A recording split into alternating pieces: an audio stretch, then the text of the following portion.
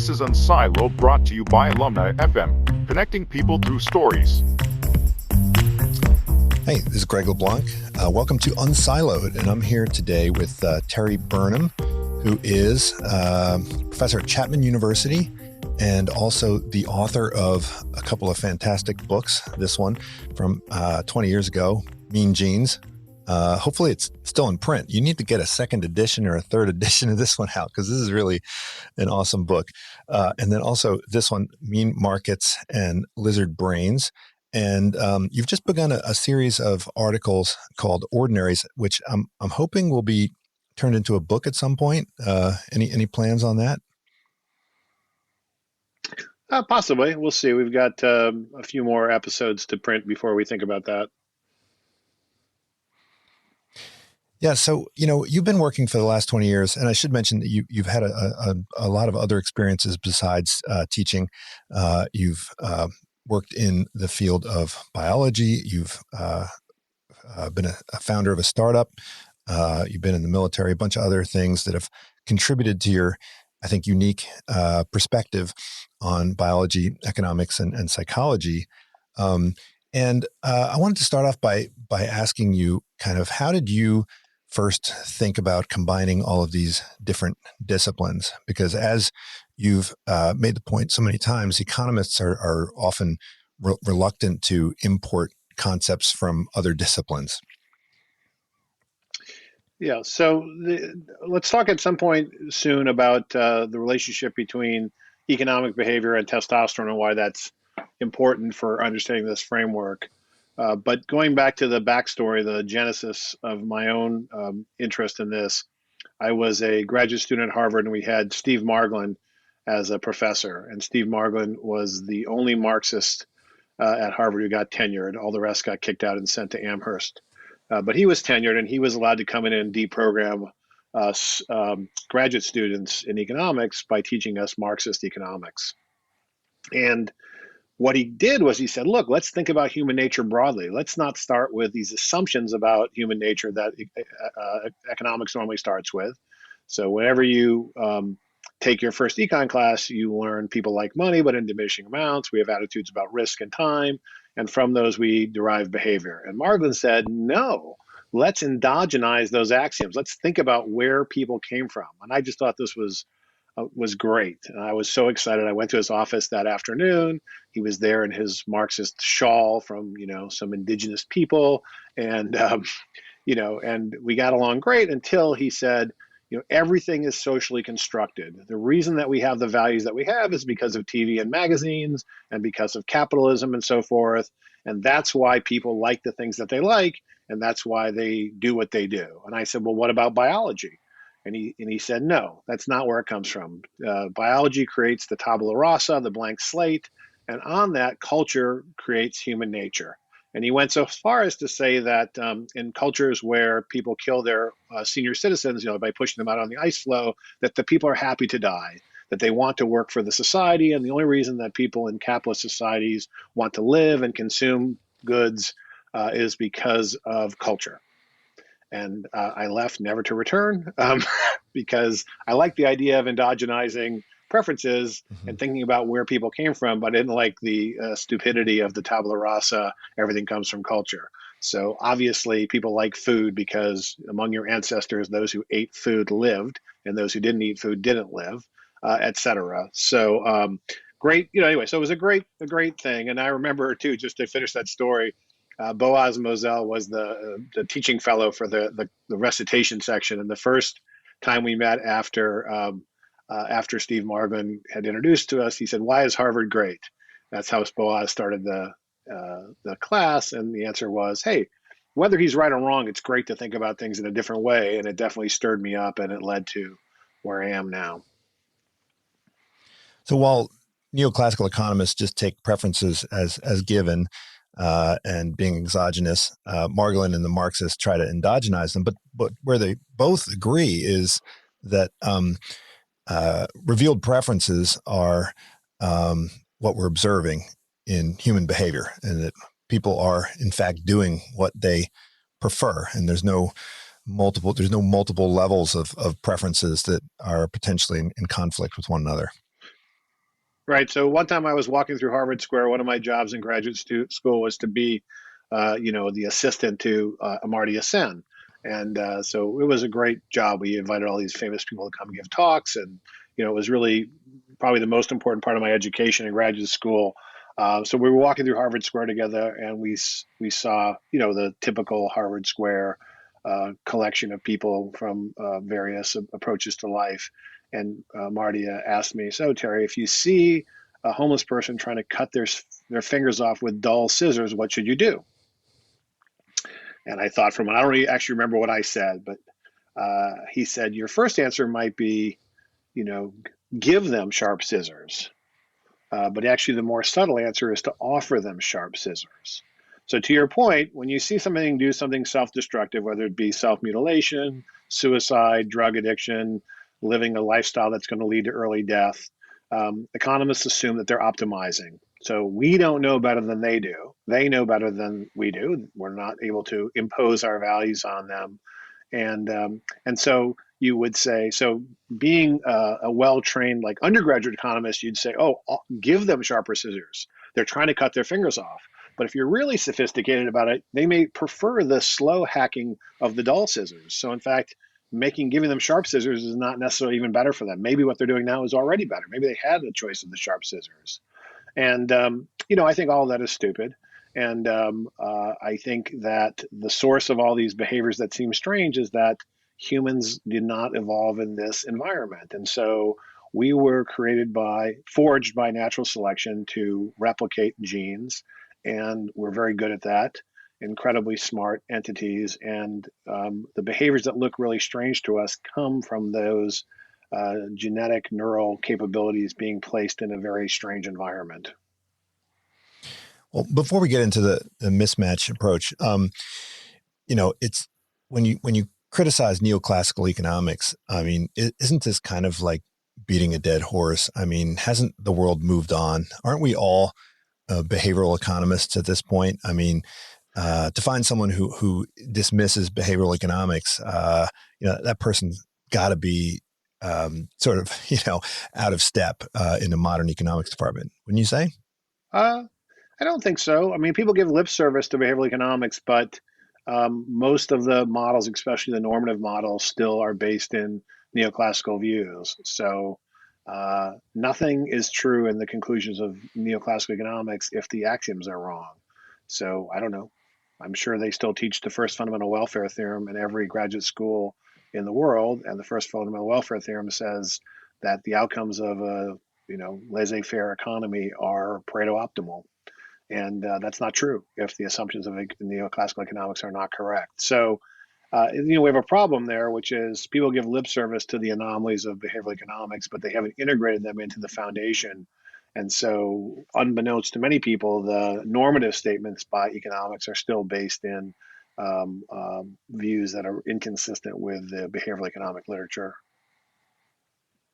So is behavioral economics then just sort of like a Ptolemaic curly Q grafted onto Yeah. the Earth-centric model? Yes, it's exactly that. So, in fact, in the first of the columns that you talked about, the ordinaries column, so let me just give a little bit of background on that. So, Richard Thaler made his fame, or one part of his fame, by writing the anomalies column in the Journal of Economic Perspectives. And each of the columns picked some finding or assumption of neoclassical economics and presented information that said that it was wrong or incomplete. And there are obviously more sophisticated academic papers, but this was a very generalist discussion of the problems with neoclassical economics. And he called those anomalies, and he called them anomalies specifically because he wanted to use the framework of Thomas Kuhn. And Thomas Kuhn's framework, as you alluded to, is that you have a paradigm that's wrong, and that is the dominant paradigm. And then evidence accumulates that is inconsistent with the paradigm, and Kuhn calls those anomalies. And then when you get the next version of the theory that is a better version, it incorporates those anomalies, and the anomalies go away. They're not anomalous anymore. You have a better theory that incorporates whatever the first theory encompassed, as well as the anomalies. So for Thaler, he explicitly wanted to overthrow the neoclassical framework. and therefore he used the term anomalies because he wanted to complete a revolution, and that revolution has stalled. So those first papers were done in the 70s, 1970s, and 80s, and there is no replacement yet for neoclassical economics because behavioral economics has failed to replace the axioms of neoclassical economics. So we're stalled at sort of stage 2 in the Kuhnian paradigm. We now have all this evidence that the neoclassical paradigm is not perfect, but we don't have a replacement paradigm. Well, what I find interesting about the early sort of phase of behavioral economics is that it focused on, as you say, rather trivial defects in the rational paradigm, such as the Ways-on selection task and the conjunction fallacy and these sort of errors in cognition, rather than focusing on kind of the real issues, which you point out have to do with behaviors that are fundamentally harmful to human life, health, happiness, and so forth. I think behavioral economists are starting to focus on issues of self-control much more than they did in the past. But I think the canonical example of a behavioral economics insight is to look at these these bounded rationality defects. Yeah, so one of Marglin's exam questions, going back to that first introduction, was he said, you observe, Professor Marty Feldstein driving home from work at Harvard, and the shortest route home is 12 minutes, but he takes a route home that's 25 minutes. That's the whole question. Okay, why? There's a question on the end of that. Yeah, question mark. And the answer is he's making fun of neoclassical economics because the entity that's presumably maximized by people in standard economic theory is something that's very hard to measure, utility or happiness or satisfaction. And so can we say that Marty Feldstein was making a mistake by taking a route that was twice as long to get home? And the answer within neoclassical economics is no, because we don't know what his preferences are. Maybe the longer route went by the river and he liked looking at the river. And so to your point, the reason that the anomalies of behavioral economics focus on such trivial issues is because the big picture issues are actually consistent with neoclassical economics. So Gary Becker and Casey Mulligan have a paper where they argue that dying from heroin in 6 months is optimal. And they're not joking. It's not a satire. It's not like that, satirical postmodern argument, famous paper. They actually believe it, right? And what's the argument? Well, if you use heroin, you get a lot of pleasure today, and then you have a miserable life in the future. And that doesn't mean that's a mistake within the neoclassical framework, right? Because you might have a high discount rate. So I don't care about the future very much. The pleasure today is worth a lot. And because of that, all the issues that someone who's not an economist would have said, look at this stupid behavior of people. They pay tremendously high interest rates. They go to Las Vegas and they pay to reduce risk when they get their car insurance at the counter in Las Vegas airport. Then they drive to a casino and pay to lose money. And on and on and on. So, we identify in the first ordinaries column, what are the big picture behaviors that look like they're bad? People die a lot from drug addiction, number one. Number two, people have lifestyle choices that lead to early death, including me, right? So we don't work out as much as we should and we have the wrong diets. We're not very good at savings. So you would think, oh my gosh, Richard Thaler is going to write about the anomalies of economic behavior. He's going to write about drug addiction, obesity, suicide, lifestyle choices. And the answer is he writes about some irrelevant inconsistency. And the answer is that he was very smart. He got his Nobel Prize by criticizing economics from within the field. And within the field, that's all you can do is argue about the inconsistencies. You can't argue about the big picture issues because those are actually consistent with maximizing invisible and unmeasurable utility. Right. And so your approach is to import insights from biology to try to understand, what humans are actually doing. I used to go to Animal Behavior Society conferences, many years ago. And every time I went, I never met a single animal behaviorist who said, my animal is stupid. If they're studying primates, they don't say the primates are stupid. And when they're studying slime molds, they don't say slime molds are stupid. But we as behavioral economists are always saying that humans are stupid. So what's different about the kind of biology approach, and why is it that it doesn't really Right. Well, the make biologists, sense to say that people are stupid? right. I mean, first of all, the idea that people are stupid is just crazy, right? So if you measure biomass on the planet, humans are by far the most successful multicellular organisms. Okay, the only competitors to us, the only things that even register at all, are things that we eat. So cows and sheep, right? So we dominate the planet, right? So much so that we're destroying the planet. So we've been super successful biologically, amazingly successful, right? And then technologically, again, everybody has their own story. To me, it's just incredible that we dug up a bunch of materials from the earth and can fly to the moon. I mean, the idea that we're stupid is just crazy, right? We developed a COVID vaccine in a few months, right? Et cetera, et cetera, et cetera. So humans are super, super, super smart. And any idea that they're stupid is in itself crazy. Uh, so the difference between animal people who study animals and people who study people is the animal people have a better framework, and that framework is grounded in natural selection. So natural selection is a potent creator of maximizing behavior. Animals are super smart, they're super sophisticated.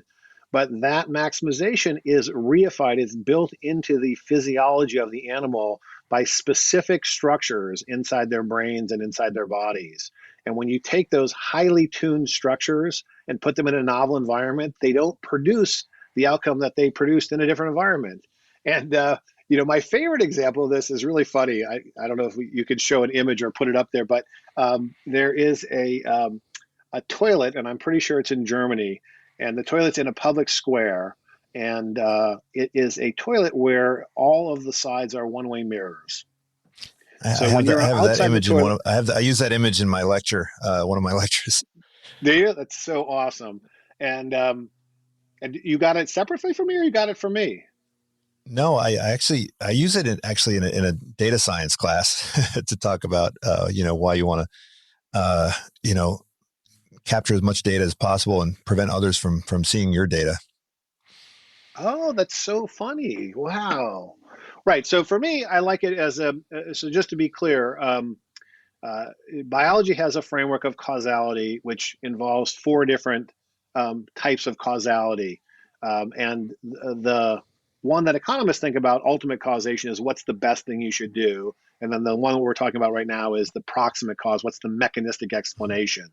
And so what's funny about these toilets is, and I haven't been in one, but I've been in an airplane where there's a big window in the toilet, and the issue is that, so when you're inside the toilet, the German toilet, you can see out. You can see thousands of people in the square around you. But when you're outside the toilet, you can't see in at all. It's completely opaque to you.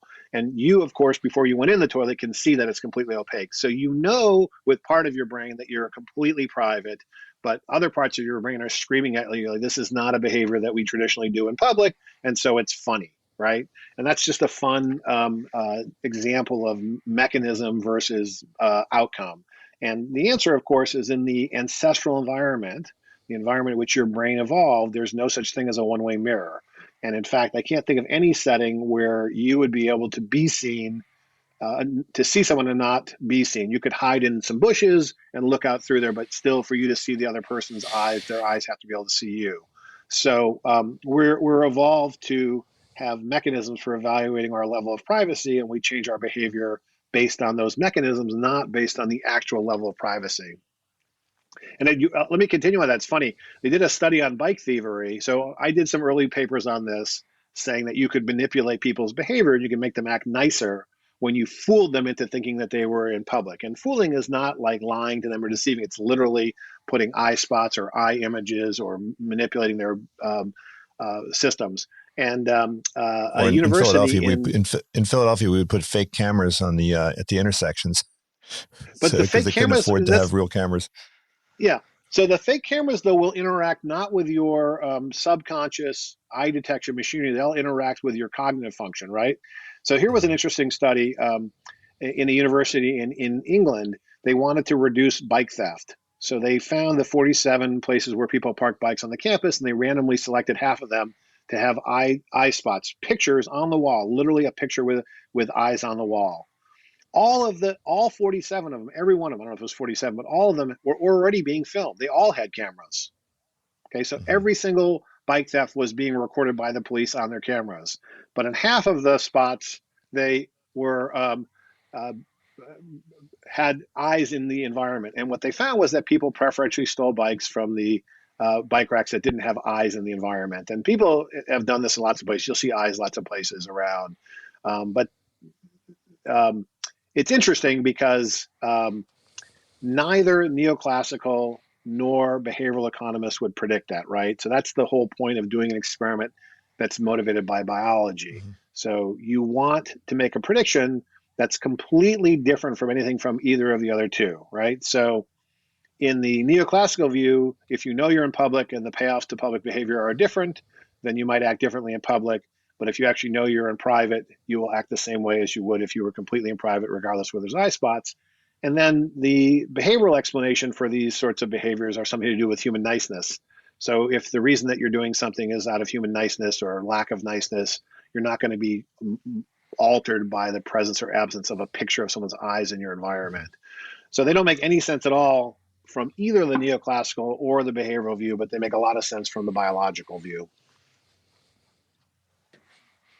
Well, I think it's not just economics, but psychology and medicine even, where there's this kind of focus on proximate causes without a lot of deep thinking about kind of final causes. I mean, if you go to organizational behavior talks, even if you go to medical research talks, it's about, well, they'll construct a theory, maybe call it like the, fairness theory or something like that, which is not really a theory. It's sort of just a redescription of what they're observing. Or in medicine, there'll be an emphasis on, the operation of a particular hormone, but there really isn't a whole lot of thought about, why you might have this particular mechanism at work. What's the resistance to that? Why is there a resistance to that? Well, I don't know if I don't know the specifics enough to know about the motivations, but the complete explanation has to involve all of the different levels of causation. So proximate, ultimate, ontogeny, and phylogeny. And so, as you said, there's no journal of behavioral animal behavior, right? There were the anomalies of behavior. When you see a behavior that doesn't maximize in a non-human animal, biologists are trying to think about what are the other three causes that could lead to a lack of optimization. So economists are probably pretty good at doing the maximization problems, and the people you're talking about who don't they're better on the mechanism, but the more complete version is to do both. And let me tell you another story. So Margot Wilson was a great biologist, editor of a great journal, and author of a fantastic book that we use for your sex evolution behavior. And I was talking to her, and I realized that a lot of people have this Darwinian moment where they see behavior through the lens of natural selection and biology. And when that happens, it's kind of a conversion, which is, oh, now I understand the world. And so she told me about her conversion. So she said, I was an ornithologist, I studied birds, and I had the list of thousands of behaviors in my head of bird behavior. And then once I figured out that those were all driven by natural selection, I didn't have to memorize the list. It all made sense. And then if there is some behavior that doesn't make sense, then I can categorize that and try to figure out why it doesn't make sense. But I keep that on its own list. And she said it just made her life so much easier, and it made it so much better to have a theory as opposed to a collection of facts. Mm-hmm. Well, I mean, there's this incredible convergence between the methodologies of biologists and the methodologies of economists. I mean, both are essentially just articulating constrained optimization problems. I mean, I taught biology once, and it was actually pretty easy to do. I just took all the economics models and crossed out some of the terms and replaced new terms. And economists like Milton Friedman, have been using kind of evolution, at least analogously, when they describe, behavior of humans, as if they're optimizing in some way. So do you think that there's more similarities than people realize? Will it be relatively easy for economists to adopt the approach that you've been advocating, kind of this mismatch approach, or is is it really a fundamental transformation of their model, or is it just simply an adaptation of the model and replacement of certain elements of the model? Right. So I think the answer is that it's going to be hard for existing economists, not intellectually, but because of human capital reasons. So let me tell you a story. So in some species of monkeys, there's a strict hierarchy, and the high-ranking individuals can do whatever they want to the lower-ranking individuals, except when it comes to finding food. If you find a pile of food and you don't give out a call that I found the food, they beat the heck out of you no matter what your rank is. Okay. So what do monkeys of those species do when they find food? Well, they look around to see if they're in public or private or not. If they're in private, they gobble it down. And if they're discovered, they get abused. And the abused isn't just like getting yelled at. It's like literally you could die from it. So it's a decision that it has to be made, and it's made by assessing the level of privacy. So if you fool those monkeys by putting the food out there where there are eyes in the environment, then they give the food call even when they wouldn't otherwise. So they're fooled. And again, their brains believe that they're in public. So now going back to your question, can we write a maximization model? We can. So we can maximize food intake subject to punishment, and the punishment is a function of whether you're in private or public or not. But what's challenging there for economics is that humans live in a very strange world. And that world is so different from the world that we evolved in that most of our behavior looks silly. So when you do maximization models, they don't predict human behavior very well at all, because what are we maximizing? No one knows, right? And I would tell you, I mean, the most obvious example of this is for most rich industrialized humans, we have too much food, not too little. And that is exactly not true for almost all animals in the world, both human and non-human. And so when you go someplace where people don't have too much food, they don't even understand the problem of too much food. I lived in Western Uganda one summer, and I tried to explain to the cook, Mary, that some people will become bulimic by vomiting up the food. And she's like, "Oh, what's wrong with the food? Is it poison?" I'm like, "No, they just have too much food." And she's like, I don't get it. I don't understand what you're saying. Are you making fun of us because we're poor?" Um, and uh, and so, in order to understand maximization, you have to understand mechanism and mismatch. Okay, so it is true that if you studied humans pre-agriculture and you started the way you study non-human animals, you would predict they maximize inclusive fitness. Okay, so what do people do? They try to survive, eat, survive, and reproduce. And pre-agriculture, I think you would have a pretty good view of humans. Just as any other animal, it's not that simple, but you would start with that. When you study humans in industrialized conditions, that doesn't make any sense, right? The richer we get, the fewer kids we have. The more food we have, the fewer kids we have. It doesn't make any sense, right? So you have to understand the biologic mechanism.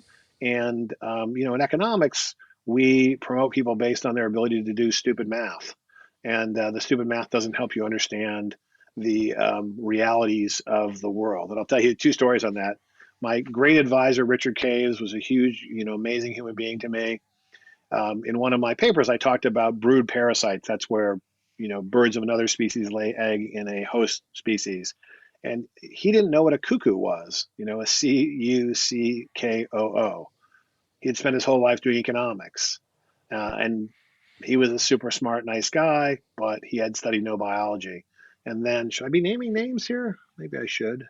Jerry Green, he was the provost at Harvard, and he wrote Green Winston Mascalel, or co-wrote it.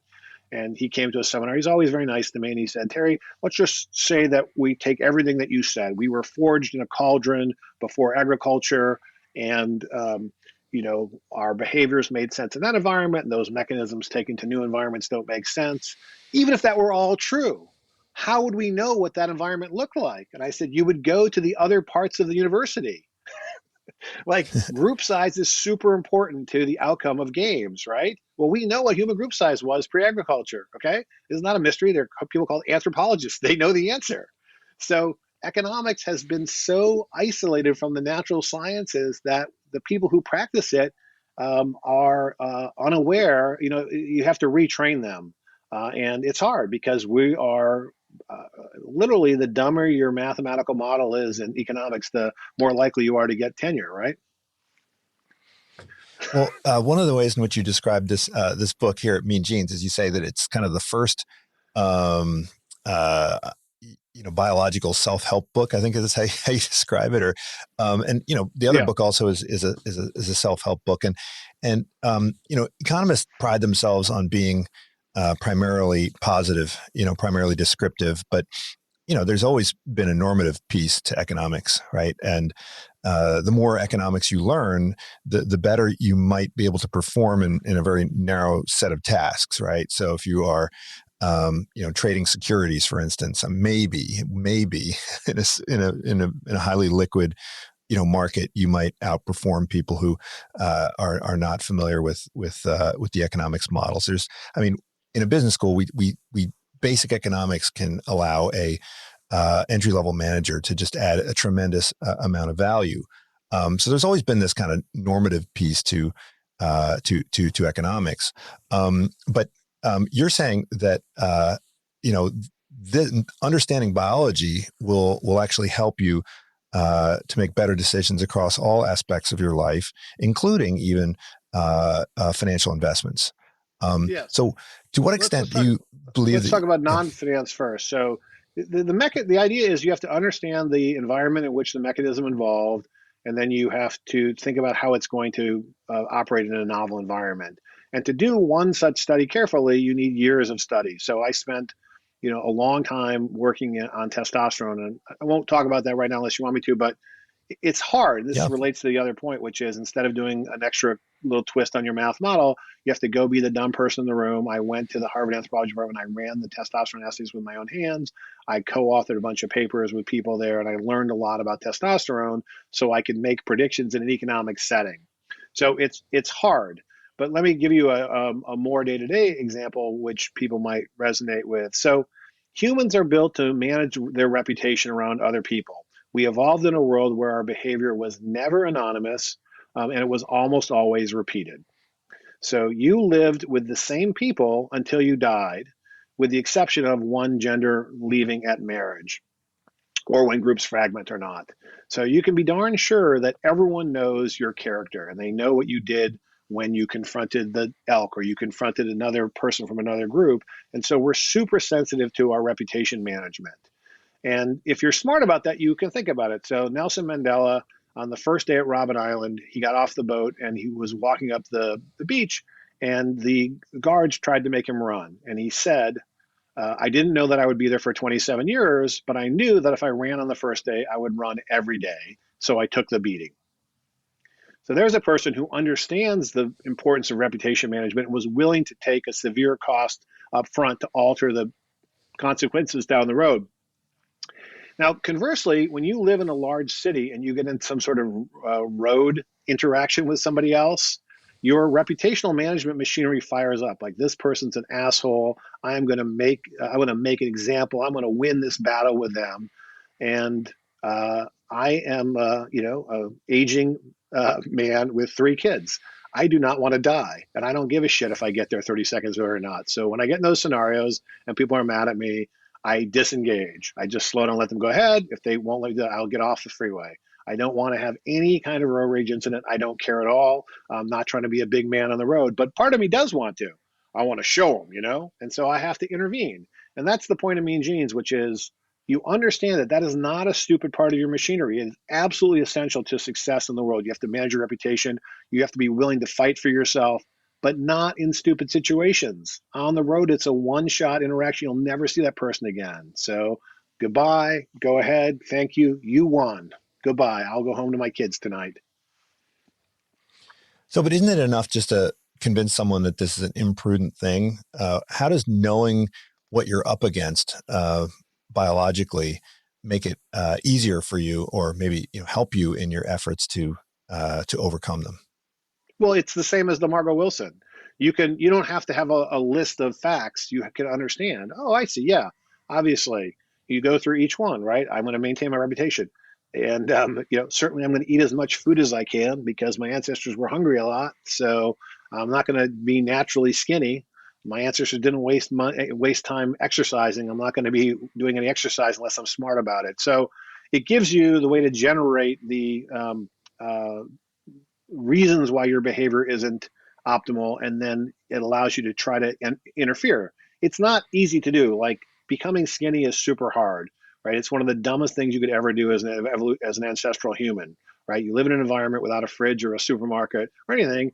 At any moment, you could go weeks without food. And so the best thing for you to do is store any excess on your body as extra calories.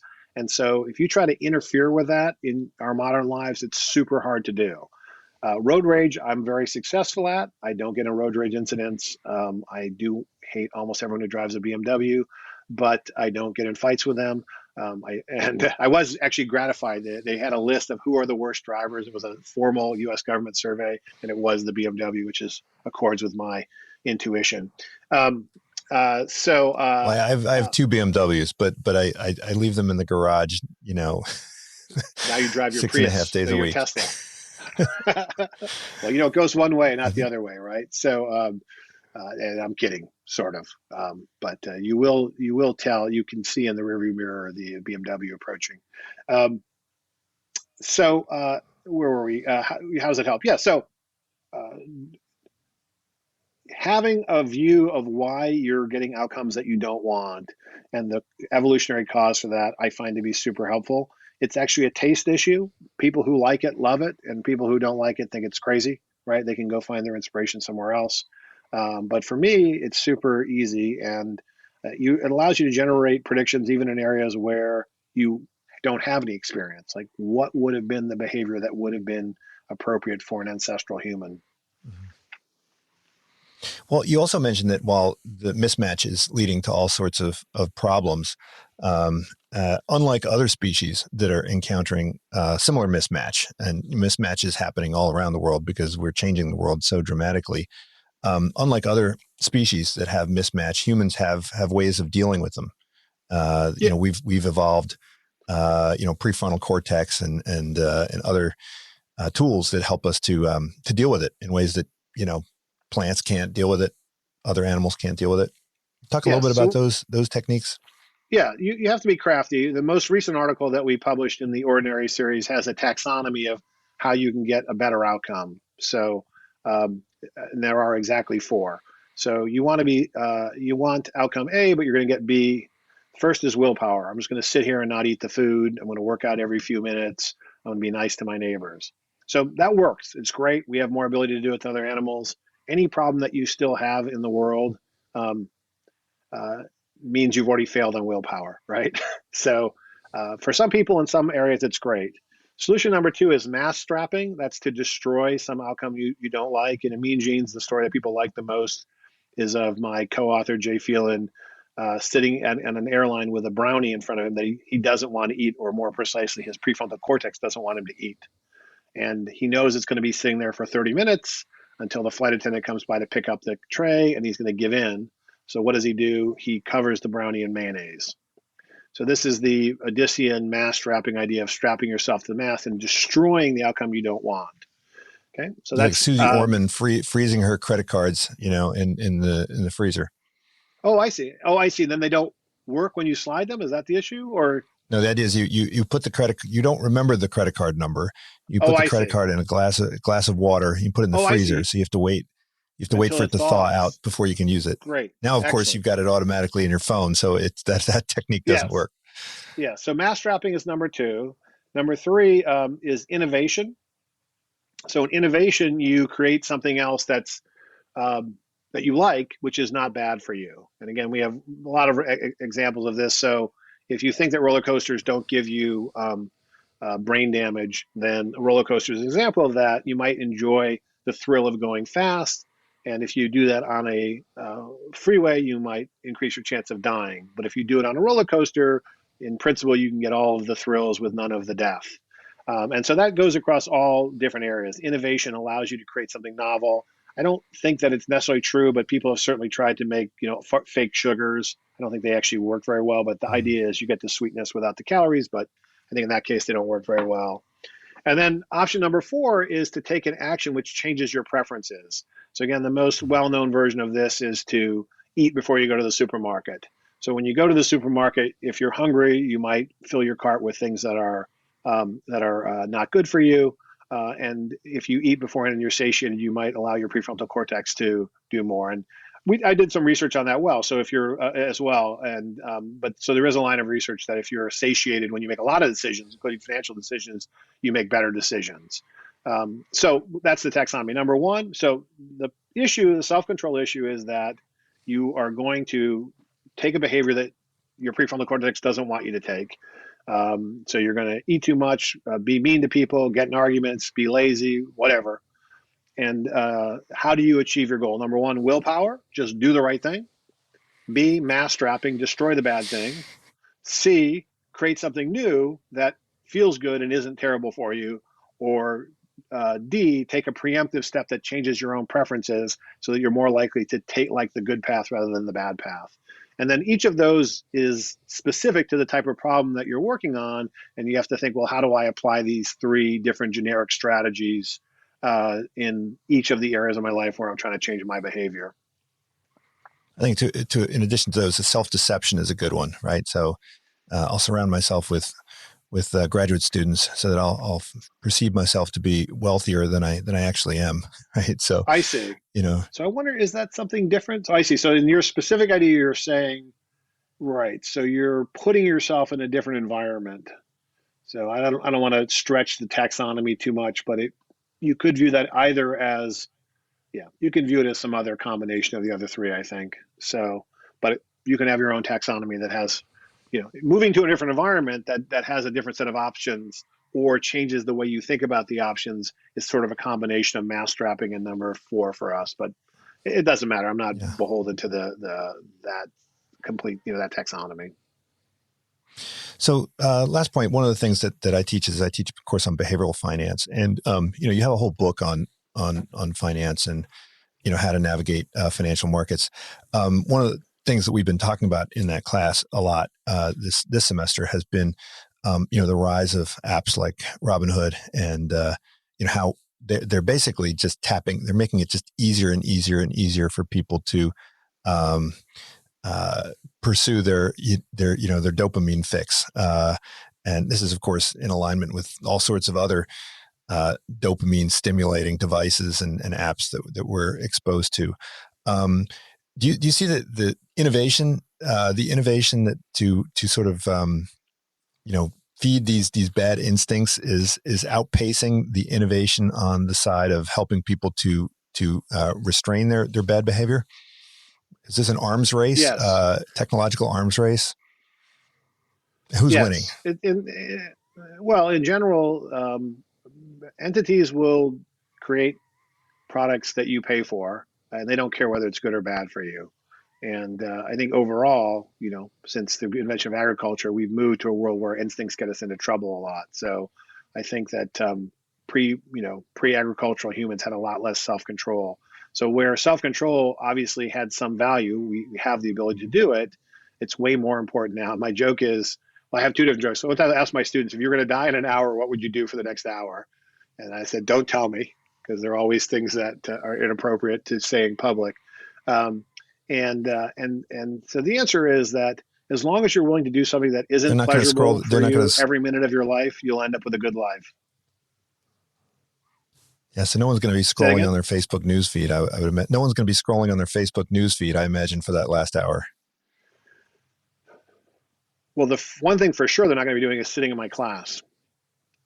So achieving long-term goals requires constant deferral of gratification to a very strange extreme, right? So again, most animals in their natural setting, doing the behavior which causes the most dopamine at that moment is the right behavior to do to maximize inclusive fitness.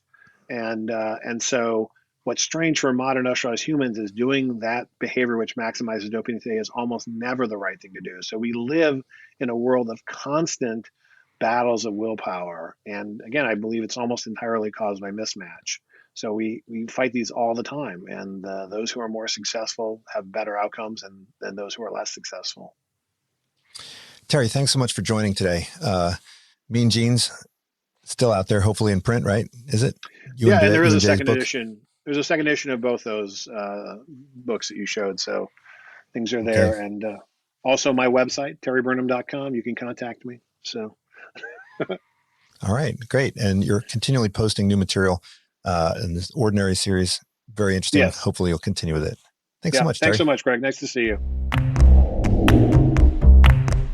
This is unSILOed, brought to you by Alumni FM, connecting people through stories.